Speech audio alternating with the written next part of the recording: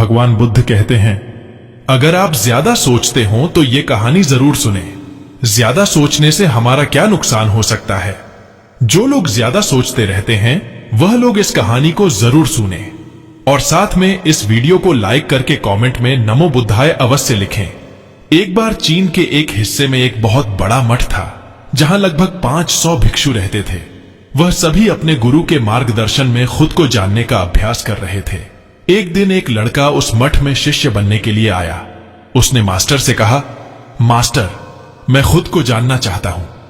मैं सच की तलाश कर रहा हूं। मैं पता लगाना चाहता हूं कि सच क्या है। मास्टर ने उस तरफ देखा और कहा कि अगर तुम सच जानना चाहते हो तो तुम्हें अपना पूरा जीवन दांव पर लगाना होगा। सच को जानने में तुम्हारा पूरा जीवन लग सकता है और फिर भी इस बात की कोई गारंटी नहीं है कि इस जीवन काल में तुम्हें सच का पता लगेगा या नहीं। क्या तुम इसके लिए तैयार हो? शिष्य ने कहा, मास्टर, मैं यहां पीछे मुड़ने के लिए नहीं आया। मैं इसके लिए तैयार हूं। गुरु ने कहा, अगर ऐसा है तो एक काम करो, इस मठ में 500 भिक्षु है। तुम उनके लिए चावल कूटने का काम करो। बस सुबह से शाम तक चावल को कूटते रहो। जब तुम थक जाओ तो सोने चले जाओ। फिर अगली सुबह उठकर चावल कूटना शुरू कर दो।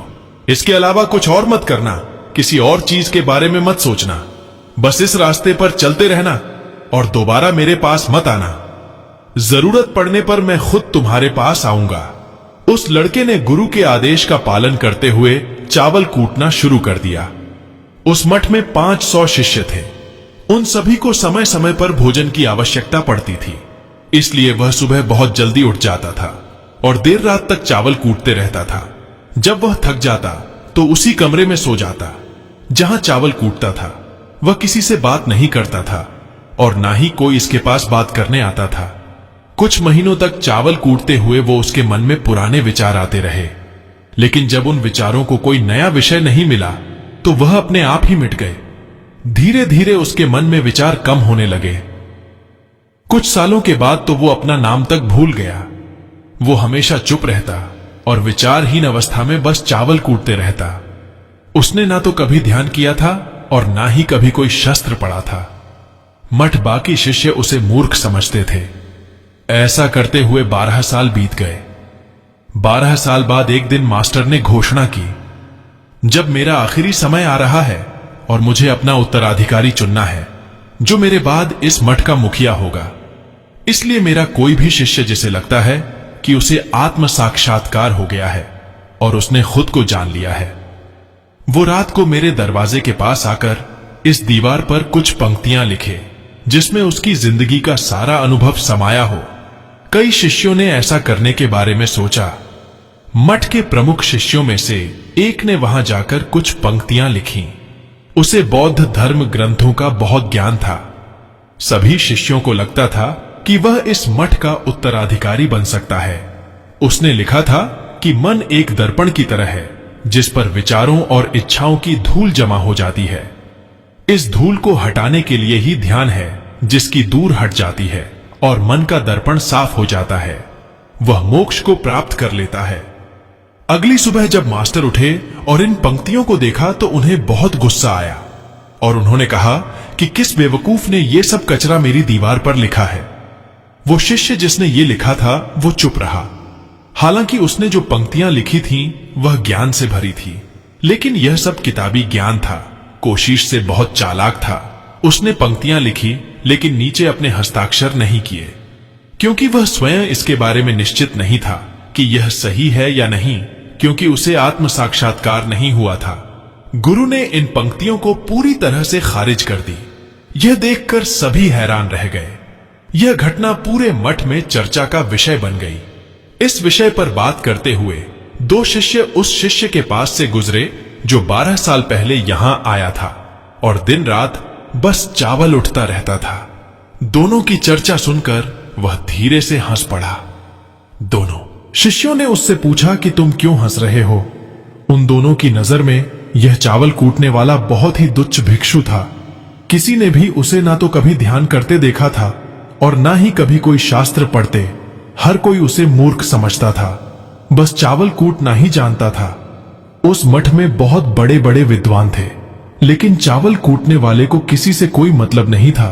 इसलिए वह दोनों शिष्य उसे मुस्कुराता हुआ देखकर चकित रह गए।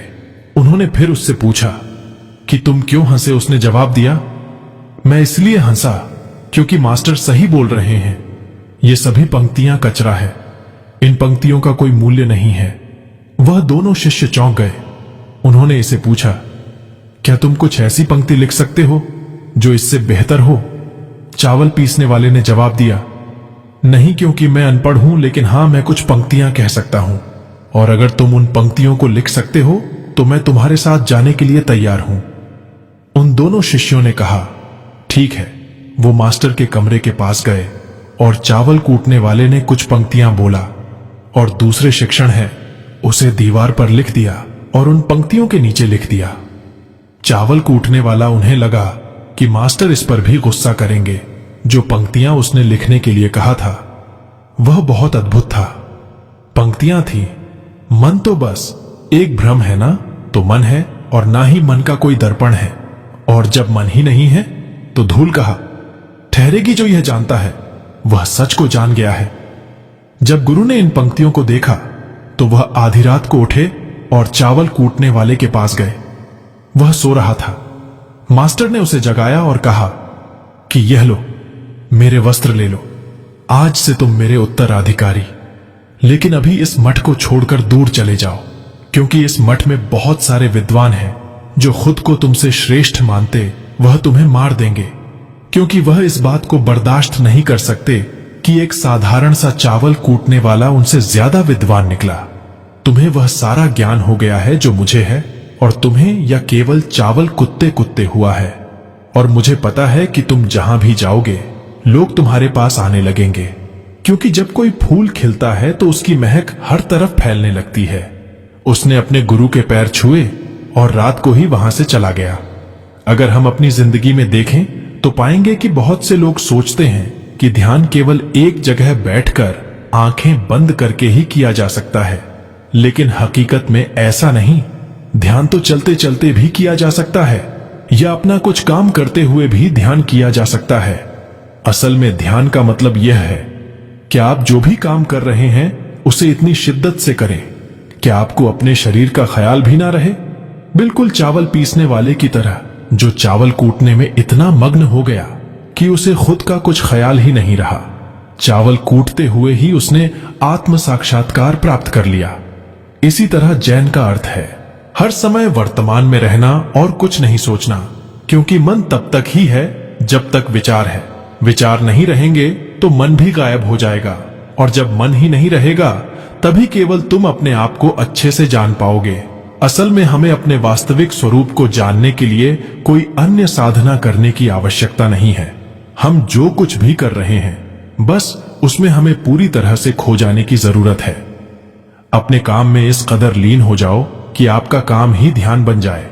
दोस्तों, वीडियो अगर अच्छा लगा हो तो वीडियो को लाइक करके अपने इस चैनल पेज को सब्सक्राइब जरूर कर लेना। आप और आपके परिवार हमेशा खुश रहे। धन्यवाद मित्रों, मिलते हैं एक नए वीडियो के साथ। नमो बुद्धाय।